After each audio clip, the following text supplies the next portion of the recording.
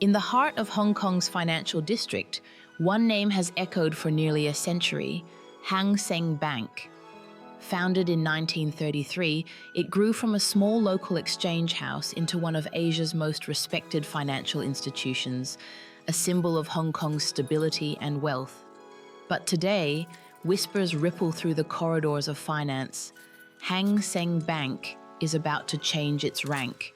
This isn't just another corporate reshuffle, it's a rare shift in power involving one of Hong Kong's oldest banks, a global giant, HSBC, and a mysterious 69-year-old tycoon from Shantou, whose family name is stirring headlines across the region.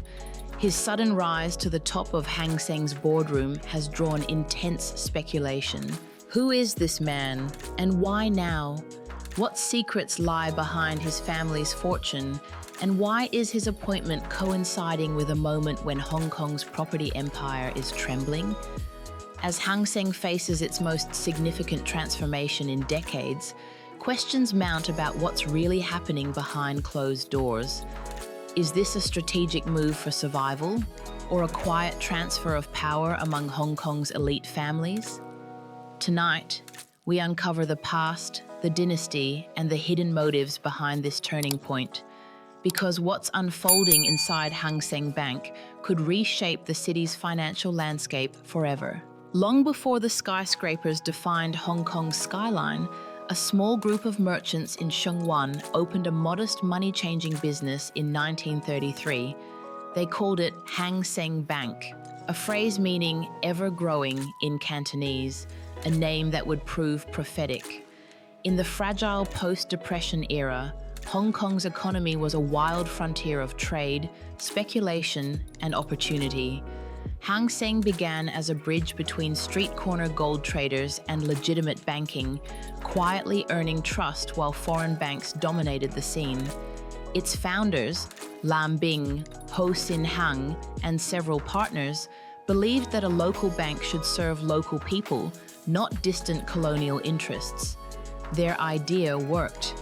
Within a decade, Hang Seng became one of Hong Kong's most influential financial institutions, known for discipline, reliability, and an uncanny instinct for the city's pulse. When the Pacific War and post-war reconstruction reshaped Asia, Hang Seng became a lifeline for small manufacturers and merchants. In 1965, however, the city was hit by a catastrophic banking crisis that brought dozens of lenders to their knees. Hang Seng was spared collapse only after HSBC, the powerful British-founded bank, stepped in and acquired a controlling stake. That rescue forever changed its destiny. Hang Seng would continue to operate under its own name, but its bloodline now flowed into HSBC Holdings, a union of East and West that mirrored Hong Kong itself. From that moment, Hang Seng's green and white logo symbolized not just money, but endurance. Over the next 6 decades, the bank grew into an icon. It launched the Hang Seng Index in 1969, a stock market barometer that became synonymous with Hong Kong's financial identity. Branches multiplied across the territory, and by the 1990s, the bank served millions of customers in both Hong Kong and mainland China. Yet beneath this image of calm prosperity, the institution remained deeply intertwined with HSBC's global strategy. Decisions made in London and Central District rippled through Hang Seng's boardroom. The bank was both independent and dependent, a delicate duality that lasted for generations. Today, with 92 years of history, Hang Seng stands at another crossroads. The world around it has changed. Hong Kong's property market is faltering, China's economy is tightening, and digital finance is rewriting the rules. For the first time in decades, investors and regulators are questioning whether Hang Seng's half-autonomous model still makes sense.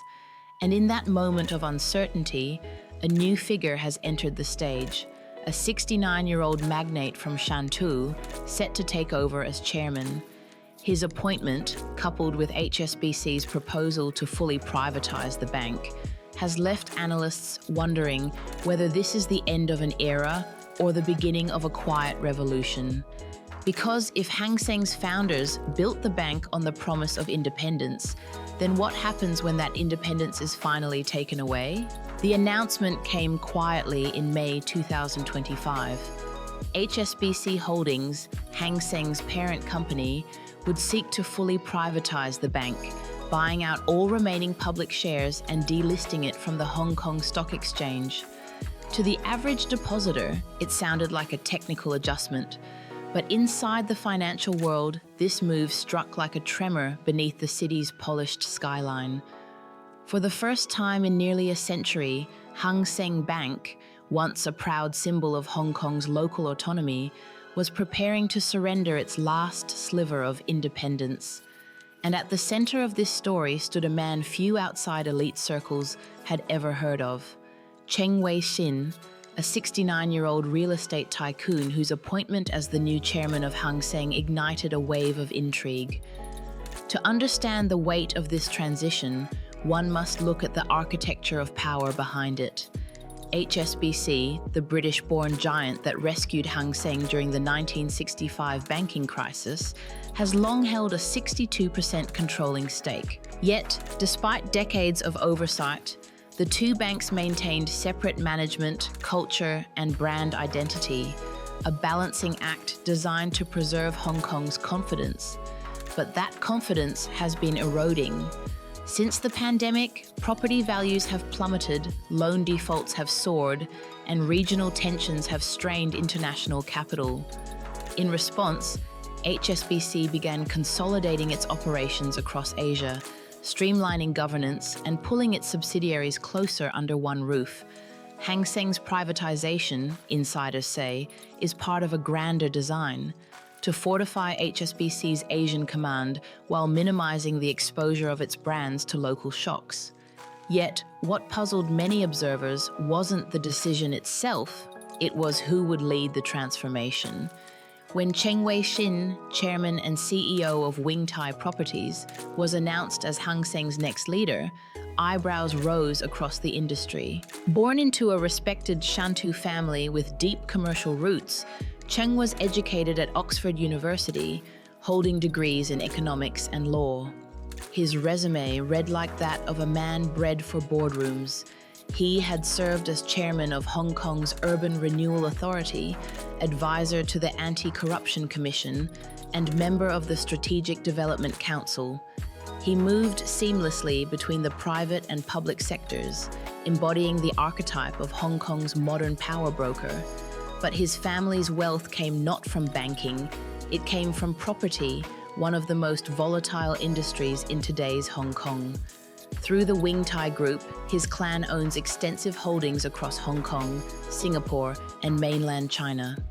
His father, Cheng Hung, started as a small-scale garment manufacturer in the 1950s before transforming the business into a regional real estate empire. During the boom years of the 1970s and 1980s, the Cheng family rose alongside the city itself, from factories to luxury towers, from textile mills to glass and steel skylines. By the 1990s, Wing Tai Properties was publicly listed, and Cheng Wei-xin had become its chief executive, known for his strategic caution and elite connections. So when HSBC appointed this real estate patriarch to head Hang Seng Bank, many saw symbolism. Was this the merging of two dynasties, banking and property, to preserve Hong Kong's financial order under a single stable hand? Or was it a calculated move to protect vested interests as the market turned cold? After all, with the property sector in decline and developers struggling to refinance massive loans, placing a real estate magnate at the helm of a bank with deep mortgage exposure could be both a risk and a safeguard.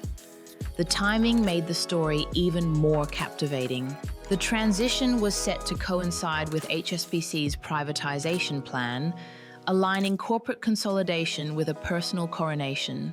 For Cheng, it was a pinnacle decades in the making. For Hong Kong, it was the start of a quiet metamorphosis, one that blurred the line between banker, developer, and policymaker. And yet, beneath the official statements and polished interviews, a more unsettling question began to surface. Who truly benefits from this transformation? The bank, its customers, or the powerful family now standing at its gate? To understand Cheng Wei-xin, one must first return to his roots, to Shantou, a coastal city in Guangdong province known for its merchant dynasties, diaspora wealth, and quiet influence over Hong Kong's economy. Shantou, though modest in size, has produced some of the region's most enduring business families. Among them, the Cheng clan stands out not only for its wealth, but for its strategic mastery of migration, marriage, and timing. Generations before Cheng Wei-xin's ascent, his forefathers were traders and landowners who moved between Teochew, Singapore, and Hong Kong, adapting to every political storm that swept through southern China. His father, Cheng Hung, embodied that legacy of adaptability. In the 1950s, he founded a small manufacturing company in Hong Kong, producing denim and workwear at a time when the territory was transforming from a fishing port into an industrial hub. With the city's manufacturing boom, Cheng Hung's factory prospered, and by the early 1970s, he shifted focus to real estate, a decision that would define the family's destiny. The result was Wing Tai Holdings, a group that soon became a major player across Asia, building everything from luxury apartments in Hong Kong Island to commercial towers in Singapore. By the 1980s, the Chengs had joined the ranks of Hong Kong's elite, mingling with the Lee, Kwok, and Lee families, the traditional four great clans that shaped the city's business aristocracy. But unlike some of those dynasties, the Chengs cultivated a more discreet profile. They avoided media spectacle, preferring quiet influence to public dominance. Wei-xin inherited that philosophy, balancing visibility and secrecy in equal measure. His education at Oxford University, with degrees in both economics and law, and his rare qualification as a barrister in both Hong Kong and England, equipped him with tools his predecessors never had. While his father mastered the tangible world of buildings and land, Wei-xin mastered the intangible world of regulation, negotiation, and finance. It's this dual fluency that later made him an ideal intermediary between government and corporate power. By the 2000s, the family's reach extended far beyond property. They held interests in finance, retail, and education, serving on boards that shaped Hong Kong's civic landscape. The Chengs donated millions to schools and hospitals in Shantou, with one of their largest contributions, tens of millions of Hong Kong dollars, funding a new campus for the Golden Debt Elementary School, a symbolic nod to their ancestral roots. Wei-xin himself was recognized by the Hong Kong government with honors such as the Gold Bauhinia Star and Justice of the Peace, marks of civic prestige granted only to those who had contributed deeply to public life. But wealth and recognition came at a price. Over the years, the Cheng family's closeness to government projects, from urban renewal to land development, raised eyebrows.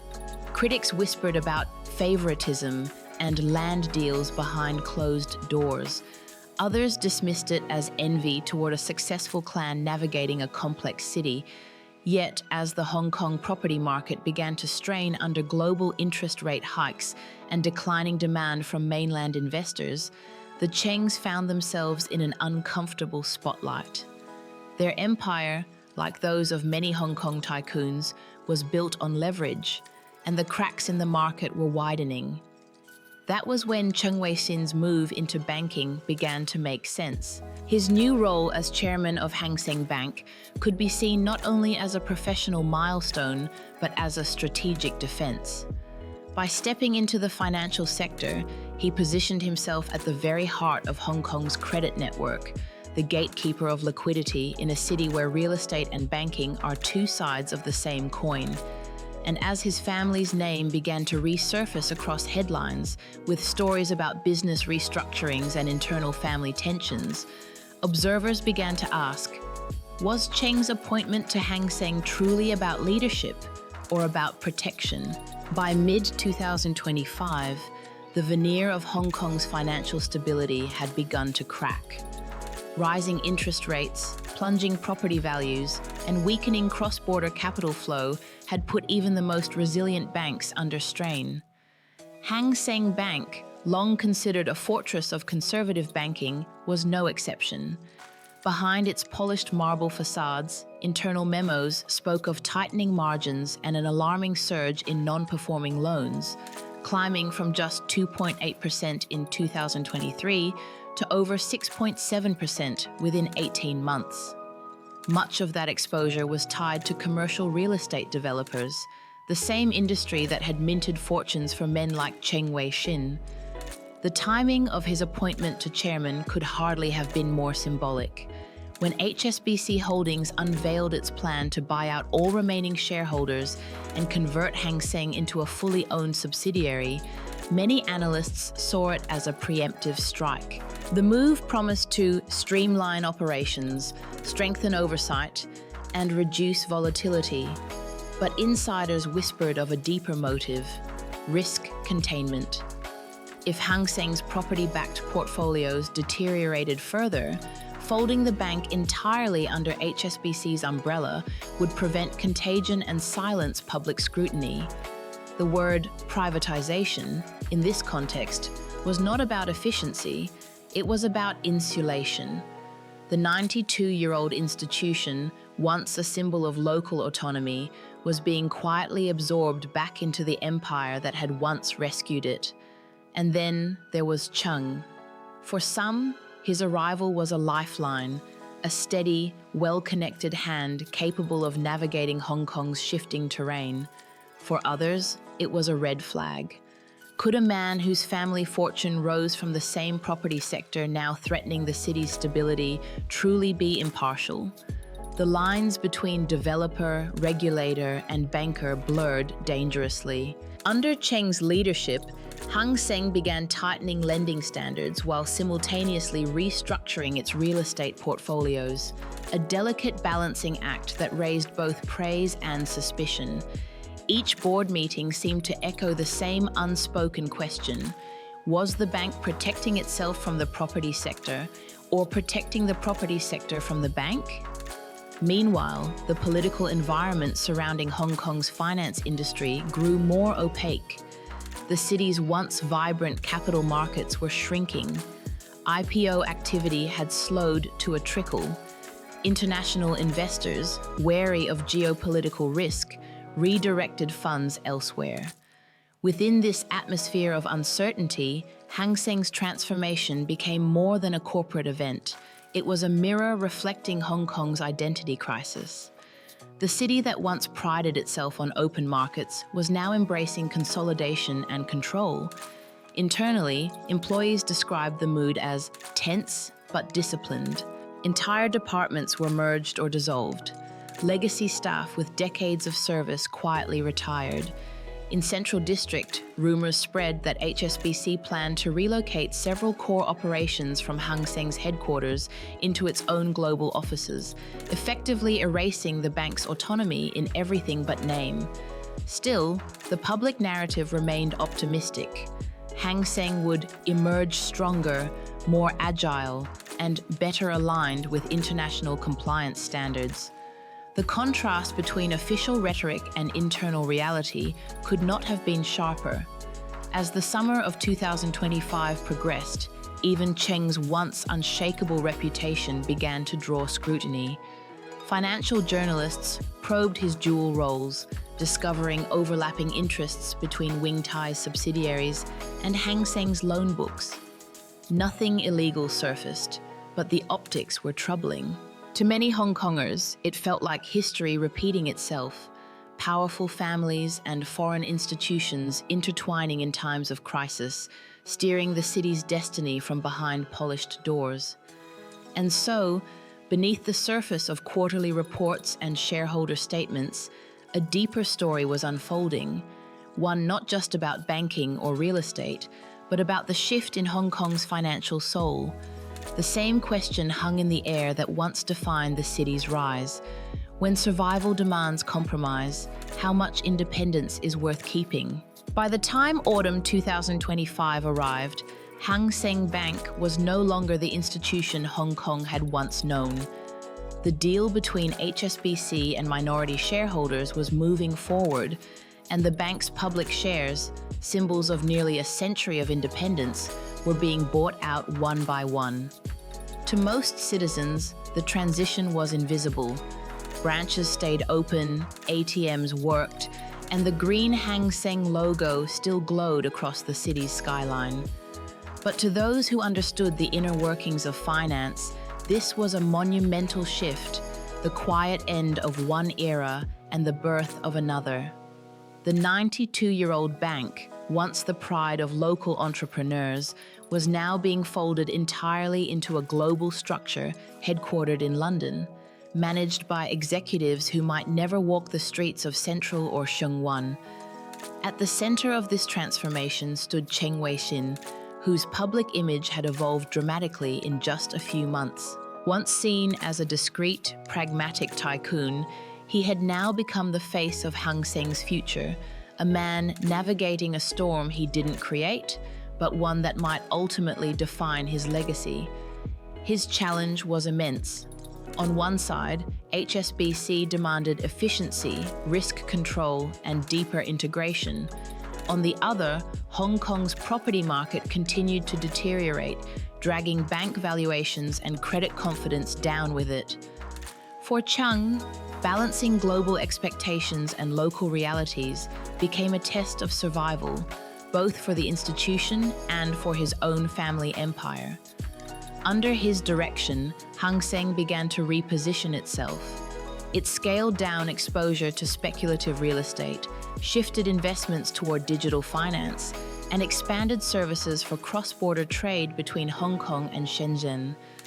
To the public, these moves signaled innovation, but among analysts, they hinted at necessity.